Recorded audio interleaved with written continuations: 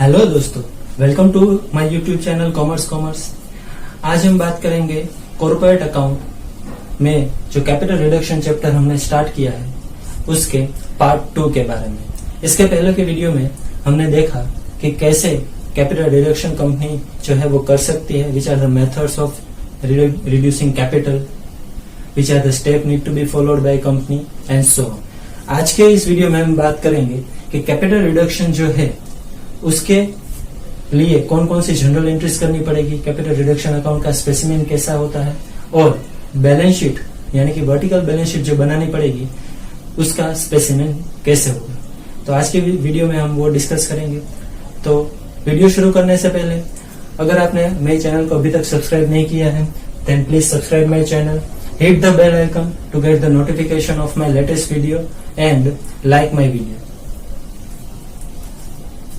तो चलिए शुरू करते हैं आज का ये video, capital reduction part 2।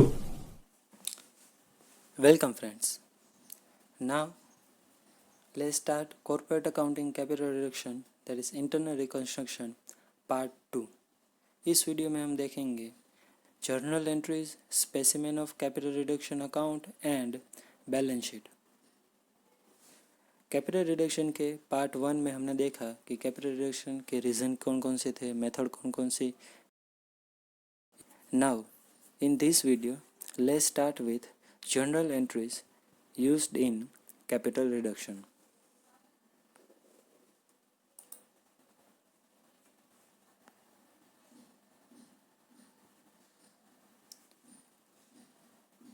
First journal entry is for cancellation of uncalled capital.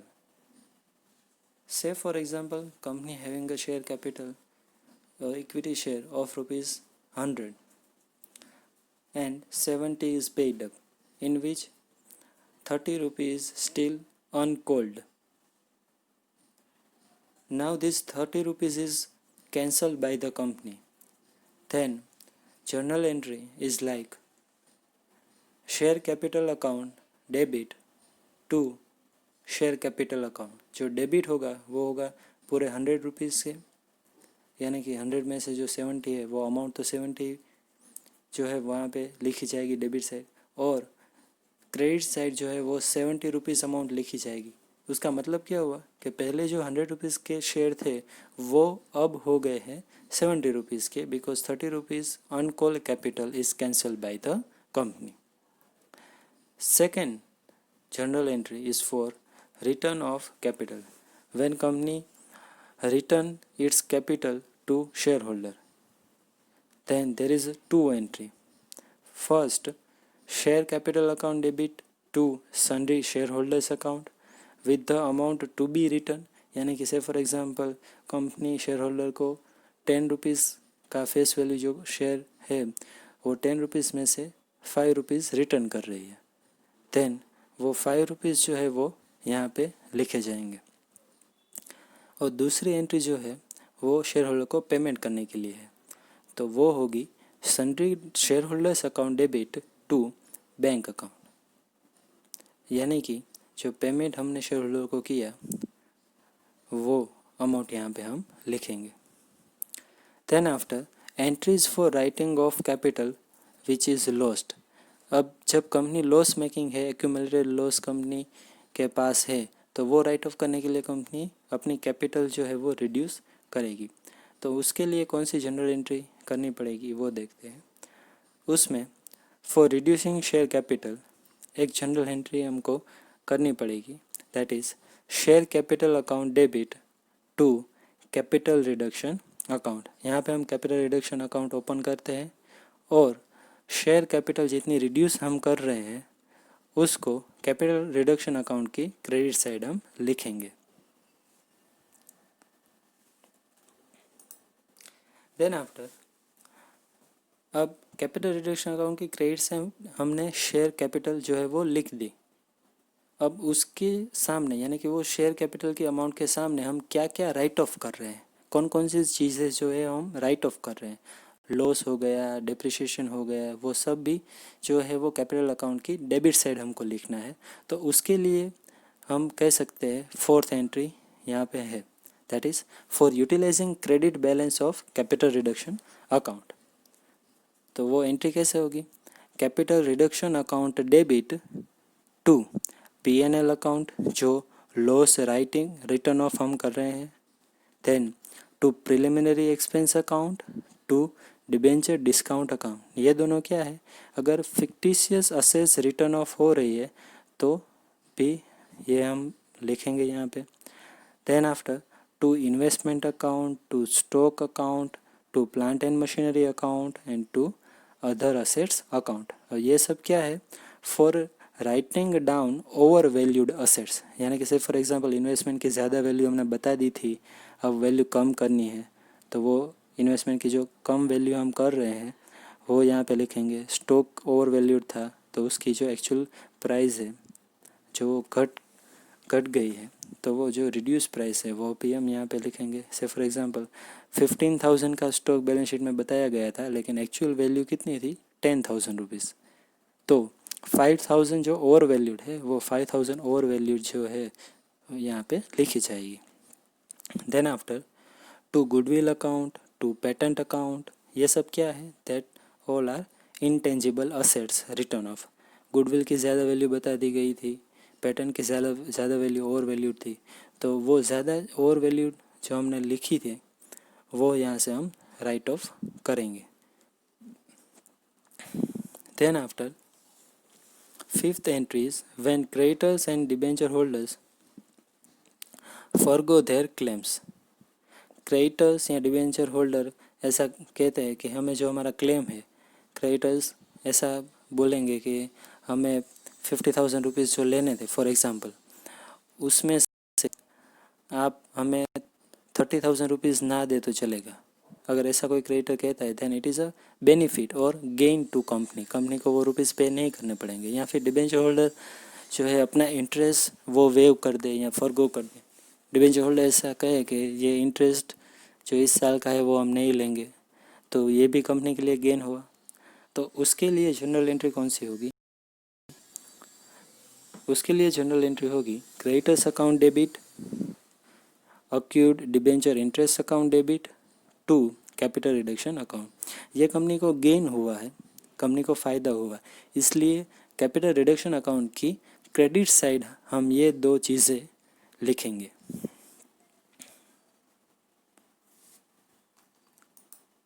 Then after when portion of arrears of preferential dividend is paid, अगर कंपनी ने पिछले कुछ सालों में प्रेफरेंशियल डिविडेंड पे नहीं किया है then there is arrears of preferential dividend, यानी कि प्रेफरेंशियल डिविडेंड में एरियर्स होगा। अब कंपनी जब ये कैपिटल रिड्यूस कर रही है और कंपनी उस टोटल जो एरियर्स है उसमें से कुछ पार्ट या कुछ पोर्शन पे कर रही है, तो उस एरियर्स का जो पार्ट या पोर्शन पे हो रहा है उसके लिए जनरल एंट्रीज क्या होगी? उसके लिए जनरल एंट्री होगी capital reduction account debit to preference share dividend amount, and दूसरी एंट्री क्या होगी? Preference share dividend account debit to cash या इक्विटी शेयर कैपिटल अकाउंट।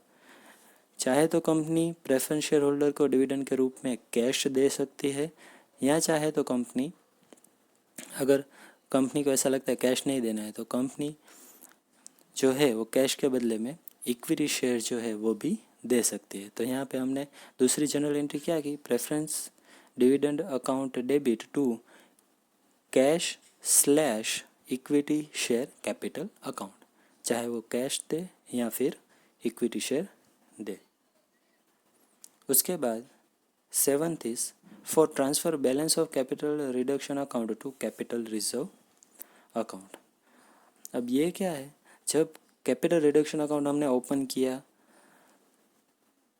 और सारी चीज़ें ये जो सभी एंट्री है उसकी पोस्टिंग हमने कर दी, उसके बाद अगर कैपिटल रिडक्शन अकाउंट का कोई क्रेडिट बैलेंस बचता है तो वो क्रेडिट बैलेंस हम ले जाएंगे कैपिटल रिजर्व अकाउंट में, और जो वीकेंड से जो डिफरेंस आएगा वो ले जाएंगे कैपिटल रिजर्व अकाउंट में। तो उसके लिए एंट्री क्या होगी? Capital reduction account debit to capital reserve account.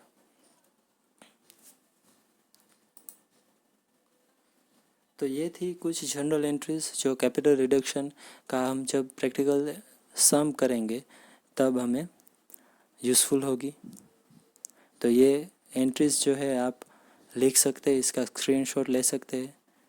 अब देखते हैं specimen of capital reduction account. Capital reduction account जैसे मैंने पहले कहा था कि क्रेडिट साइड जो होगा वो कंपनी का गेन या कंपनी जो है फंड कहाँ से लाएगी, ये लॉस और यहाँ जो ओवर वैल्यूड एसेट डेप्रिसिएशन है वो राइट ऑफ करने के लिए कंपनी फंड या वी कैन से अमाउंट कहाँ से लाएगी। तो वो सारी चीज़ें हम क्रेडिट साइड लिखेंगे, जो भी कंपनी को अमाउंट मिल रही है।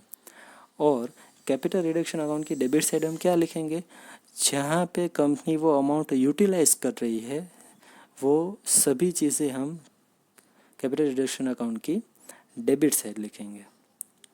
तो ऐसे आप इसको याद रख सकते हैं। तो देखते हैं capital reduction account credit side पहले क्या दिया हुआ है। First is by preference share capital, यानी कि अगर company preference share right of कर रही है तो जो जितना राइट ऑफ करेगी उतनी अमाउंट यहाँ पे लिखी जाएगी। Then by equity share capital, यानी कि कंपनी जितनी equity share capital write off और वी कैन से जितनी रिड्यूस करेगी उतनी अमाउंट यहाँ पे लिखी जाएगी। देन बाय सिक्योरिटी प्रीमियम, अगर चाहे तो कंपनी सिक्योरिटी प्रीमियम का भी जो है वो यूज़ कर सकती है। Then after by outstanding debenture interest, जैसे हमने पहले अभी जनरल एंट्री देखी जिसमें डिबेंचर होल्डर अपना इंटरेस्ट जो है फॉरगो करते हैं, यानी कि वेव कर देते हैं। तो वो जो इंटरेस्ट कंपनी को पे नहीं करना पड़ रहा है वो इनडायरेक्टली कंपनी के लिए गेन हुआ, तो वो यहाँ पे हम लिखेंगे। Then after by creditors account rupees waived, यानी कि जितनी अमाउंट क्रेडिटर्स वेव कर रहे हैं उतना कंपनी को गेन हुआ है इनडायरेक्टली, तो वो भी हम यहाँ पे लिखेंगे। Then by general reserve account, अगर जनरल रिजर्व कंपनी यूज़ कर रही है लॉस या फिर डिप्रिसिएशन और वो सब राइट ऑफ करने के लिए, तो जनरल रिजर्व भी हम यहाँ पे लिखेंगे।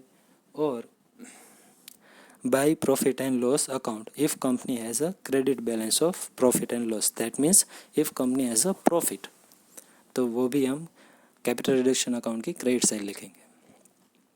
उसके बाद देखते हैं कि capital reduction account debit side क्या दिया हुआ है।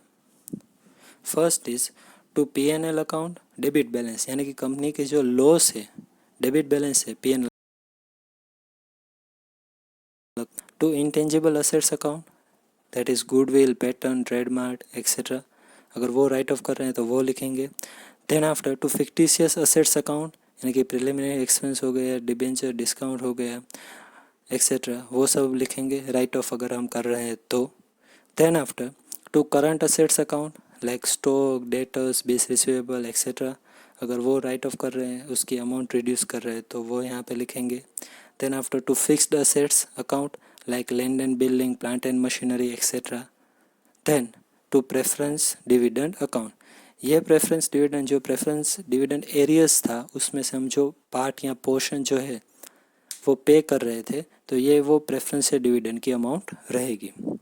ये सब करने के बाद जब हम क्रेडिट साइड का टोटल करेंगे उसमें से डेबिट साइड का जब टोटल माइनस करेंगे,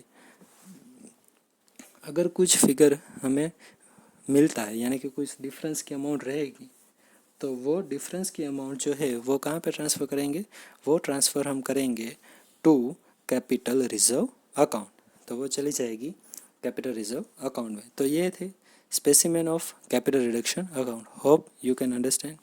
now next is balance sheet.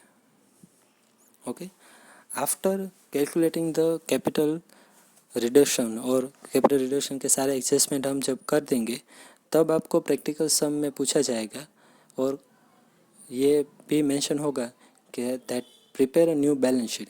तो बैलेंस शीट प्रिपेयर करने के लिए हमें बैलेंस शीट का जो परफॉर्मा है यानी कि बैलेंस शीट कैसे दिखती है, कौन कौन सी आइटम उसमें होती है वो भी देखना पड़ेगा। तो हम स्टार्ट करेंगे balance sheet, name of the company, balance sheet asset, देखिए हम वहाँ पे डेट लिखेंगे और रुपीज़ इन लिखेंगे, चाहे करोड़ में हो, थाउजेंड में हो, लैक्स में हो, तो वो रुपीज़ भी हम वहाँ पे लिखेंगे। उसके बाद यहाँ पे 4 कॉलम्स दी गई है.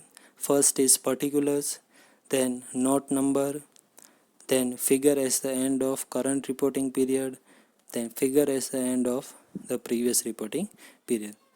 अब प्रैक्टिकल सम करेंगे तो यहाँ पे हमें प्रीवियस ईयर का शायद न बनाना पड़े, तो यहाँ पे हम 3 कॉलम हो जाएगी, particulars, note number and figure at the end of current reporting period. यानी कि जिस साल हम कैपिटल रिड्यूस कर रहे हैं उस साल का हम जो है वो बैलेंस शीट बनाएंगे, तो प्रीवियस ईयर का शायद हमको ना बनाना पड़े, तो वो 3 कॉलम हो जाएगी. चलो अब देखते हैं फर्स्ट थिंग क्या रहेगा बैलेंस शीट में. फर्स्ट रहेगी equity and liabilities. In that first is share holders fund. Equity में फर्स्ट क्या आएगा, शेयर होल्डर्स फंड. उसमें आप शेयर कैपिटल हो सकती है, रिजर्व एंड सरप्लस हो सकता है, money received against share warrants, वो भी हम यहाँ पे लिख सकते हैं. और उसके बाद शेयर एप्लीकेशन मनी, जो अलॉटमेंट पेंडिंग है यानी कि पेंडिंग अलॉटमेंट, वो भी हम यहाँ पे लिख सकते हैं. ओके, तो रिजर्व एंड सरप्लस में कौन कौन सी चीज़ें इंक्लूड होगी, अगर हम वो देखें तो रिजर्व एंड सरप्लस में हमें मिलेगी कैपिटल रिजर्व, एक वो जो एलिमेंट है वो रहेगा रिजर्व एंड सरप्लस में. Then second is capital redemption reserve, then security premium reserve, debenture redemption reserve, revaluation reserve, share option, outstanding account, other reserves and surplus. तो ये सारी चीज़ें हमें रिजर्व एंड सरप्लस में मिलेगी. उसके बाद अगर हम देखें तो आएगा नॉन करंट लायबिलिटीज़, और उसको आप कह सकते हो फिक्स्ड लायबिलिटीज़ और लॉन्ग टर्म लायबिलिटीज़ भी आप उनको कह सकते हो. तो उसमें first is long term borrowings, then deferred tax liabilities जो नेट होगी वो, then C is other long term liabilities and D is long term provision. तो इतनी चीज़ें आपको मिलेगी नॉन करंट लायबिलिटीज़ में. उसके बाद करंट लायबिलिटीज़ में आपको मिलेगा short term borrowings A, then B trade payables, then C other current liabilities and D short term provision. तो ये चीज़ें आपको मिलेगी करंट लायबिलिटीज़ में. उसके बाद अगर हम देखें ये लॉन्ग टर्म बोरोइंग्स में कौन कौन सी चीज़ें इंक्लूड होगी, तो लॉन्ग टर्म बोरोइंग्स में फर्स्ट बॉन्ड्स या डिबेंचर इंक्लूड होंगे, देन टर्म लोन्स इंक्लूड होगी, चाहे वो बैंक से ली गई हो या फिर अदर पार्टी से ली गई हो. उसके बाद डिफर्ड पेमेंट लायबिलिटीज़ भी लॉन्ग टर्म बोरोइंग्स में इंक्लूड होगी. डिपॉजिट्स है वो भी लॉन्ग टर्म बोरोइंग में होगी. Loans and advances from related parties, long term maturity of finance lease obligations, and last is other loans and advances. तो उसका नेम जो है वो नेचर जो है हम स्पेसिफाई कर सकते हैं. तो वो सारी चीज़ें कहाँ पे इंक्लूड होगी, लॉन्ग टर्म बोरोइंग्स में इंक्लूड होगी. उसके बाद अदर लॉन्ग टर्म लायबिलिटीज़ में क्या इंक्लूड होगा वो देखते हैं. अदर लॉन्ग टर्म लायबिलिटीज़ में 2 चीज़ें इंक्लूड होगी. First is trade payable and second is others. यहाँ ट्रेड पेबल के अलावा कोई अगर अदर लॉन्ग टर्म लायबिलिटीज़ है तो वो भी यहाँ पे हम मेंशन कर सकते हैं. उसके बाद लॉन्ग टर्म प्रोविज़न में कौन सी चीज़ें इंक्लूड होगी वो देखते हैं. लॉन्ग टर्म प्रोविज़न में प्रोविज़न फॉर एम्प्लॉई बेनिफिट्स ये एक इंक्लूड होगा, एंड सेकेंड अदर्स. यहाँ एम्प्लॉयज़ बेनिफिट्स के अलावा कोई प्रोविज़न है, लॉन्ग टर्म प्रोविज़न कंपनी ने एम्प्लॉयज़ के लिए या फिर कोई अदर एक्टिविटी के लिए प्रोविज़न रखा हुआ है, तो वो जो है वो लॉन्ग टर्म प्रोविज़न में इंक्लूड किया जाएगा. उसके बाद शॉर्ट टर्म बोरोइंग में कौन सी चीज़ें इंक्लूड होगी वो हम देखते हैं. शॉर्ट टर्म बोरोइंग्स में लोन्स रीपेबल ऑन डिमांड, चाहे वो बैंक से ली गई हो या अदर पार्टी से ली गई हो वो यहाँ पे होगी। Then second is loans and advances from related parties. Then deposits and D other loans and advances जो है वो शॉर्ट टर्म बोरोइंग्स में इंक्लूड की जाएगी। उसके बाद जो है अदर करंट लायबिलिटीज़ में कौन सी चीज़ें इंक्लूड की जाएगी वो देखते हैं। यहाँ पे बहुत सारी चीज़ें दी गई हुई है जो अदर करंट लायबिलिटीज़ में आएगी। First is current maturities of long term debt, यानी कि हमने लॉन्ग टर्म डेट ले रखी है तो वो इस साल अगर मैच्योर हो रही है हमें वापस करनी है तो वो आएगी current maturities of long term debt में। Then after current maturities of finance lease obligation, interest accrued but not due on borrowings, interest accrued and due on borrowings, income received in advance, unpaid dividends, application money received from allotment of a security and due from refund and interest accrued thereon, unpaid matured deposits and interest accrued thereon, unpaid matured deposits and interest accrued thereon, and last is other payables। तो ये सारी चीज़ें include होगी other current liabilities में। और last short term provision में क्या include होगा वो देखते हैं। शॉर्ट टर्म प्रोविज़न में इंक्लूड होगी प्रोविज़न फॉर एम्प्लॉयज़ बेनिफिट, यह है शॉर्ट टर्म के लिए। ये सेम चीज़ हमने लॉन्ग टर्म प्रोविज़न में भी देखी थी। तो कंपनी चाहे तो लॉन्ग टर्म ना करके शॉर्ट टर्म प्रोविज़न भी कर सकते हैं, या long term and short term दोनों ही रख सकती है। So provision for employee benefits and second is other, अगर कोई प्रोविज़न कंपनी कर रही है तो वो यहाँ पे मेंशन किया जाएगा। अगर इसका टोटल करेंगे यानी कि जो ये non current liabilities, current liabilities, equity जो फंड है उन सब का टोटल करेंगे तो हमें बैलेंस शीट की एक साइड का जो टोटल है वो मिल जाएगा। Now second is assets. Assets में first we write non current assets और you can say fixed assets. तो फिक्स्ड असेट्स में फर्स्ट आपको दिया हुआ है intangible assets, tangible assets, second is intangible assets, third is capital work in progress and fourth is intangible assets under development. तो ये सारी चीज़ें आप फिक्स्ड असेट्स में इंक्लूड करेंगे। उसके बाद आएगी non current investment, then deferred tax assets net, then D long term loans and advances, and E other non current assets। तो इतनी चीज़ें आप यहाँ पे इंक्लूड करेंगे बैलेंस शीट की assets side non current assets में। अब देखते हैं one by one. First tangible assets में कौन कौन सी चीज़ें इंक्लूड की गई है। टेंजिबल असेट्स में first land, then building, then plant and equipment, then furniture and fixtures, vehicle, office equipments and other specify the nature। तो ये सारी चीज़ें टेंजिबल असेट्स है उसमें इंक्लूड की गई है।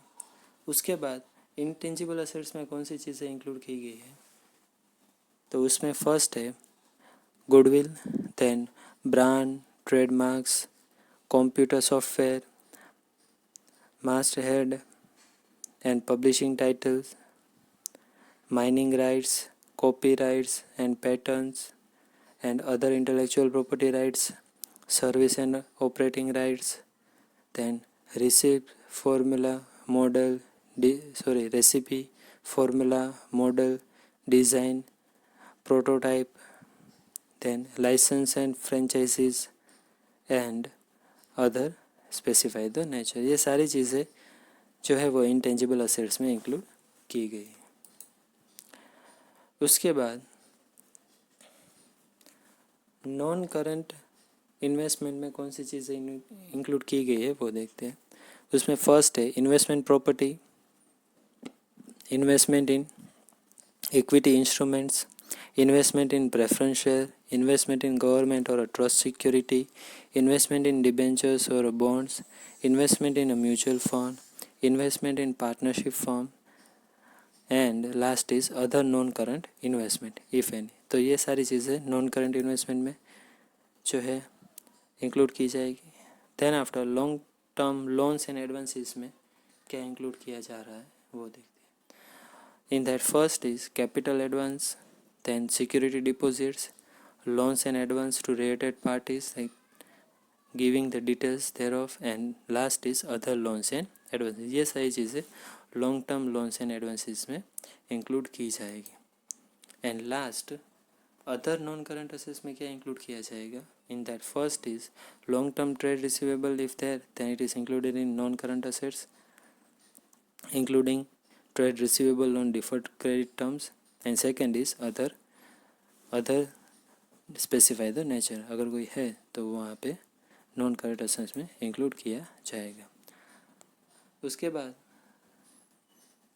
करंट असेट्स जो है उसमें first we write current investment, then inventories, trade receivable, cash and cash equivalents, then short term loans and advances and other current assets. इतनी चीज़ें जो है वो करंट असेट्स में आएगी. करंट इन्वेस्टमेंट में कौन कौन से इन्वेस्टमेंट रहेंगे वो देख लेते हैं. Investment in equity instrument, investment in a preference shares, investment in government or trust security, investment in debenture or a bond, investment in a mutual fund, investment in partnership firm, other investment जो है वो सारे चीज़ें यहाँ पे current investment में आएगी. Secondly inventories में क्या क्या इंक्लूड होगा वो देख लेते हैं. Inventories shall be classified as raw material, work in progress, finished goods, stock in a trade in respect of goods acquiring for trading, stores and spares, loose tools, others. ये सारी चीज़ें इन्वेंटरीज में आएगी. उसके अलावा goods in transit shall be disclosed under the relevant sub head of inventory, and then last is mode of valuation shall also be stated. तो valuation कैसे कर रहे हैं इन्वेंटरी का वो भी जो है वो स्पेसिफाई करेंगे. उसके बाद कैश एंड कैश इक्विवेलेंट जो है उसमें क्या आएगा. बैलेंस विथ बैंक्स, यानी कि बैंक बैलेंस कितना है, cheque, draft, on hand, cash on hand, तो ये सारी चीज़ें जो है आएगी. उसके अलावा कोई अदर्स है अमाउंट तो वो भी स्पेसिफाई की जाएगी.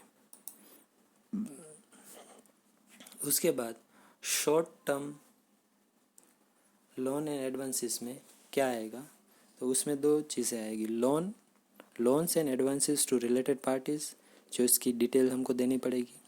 और सेकेंड उसके अलावा कोई है लोन तो वो भी हम स्पेसिफाई यहाँ पे करेंगे. चलो, तो ये जब हम टोटल करेंगे नॉन करेंट और करंट असेट्स का तो हमें टोटल ऑफ असेट साइड जो है वो भी मिल जाएगा, यानी कि टोटल जितनी भी असेट्स है उनका मिल जाएगा.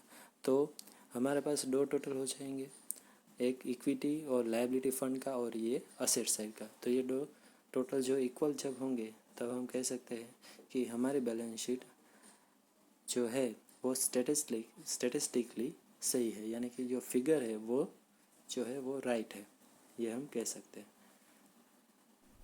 तो दोस्तों कैसा लगा आपको आज का ये वीडियो.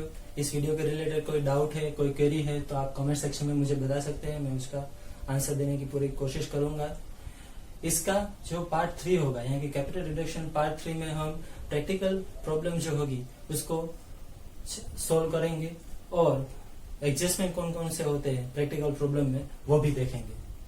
इस वीडियो को शेयर करें और अभी तक आपने सब्सक्राइब नहीं किया है तो प्लीज सब्सक्राइब करें मेरे चैनल को. तो मिलते हैं पार्ट 3 में, तब तक के लिए गुड बाय.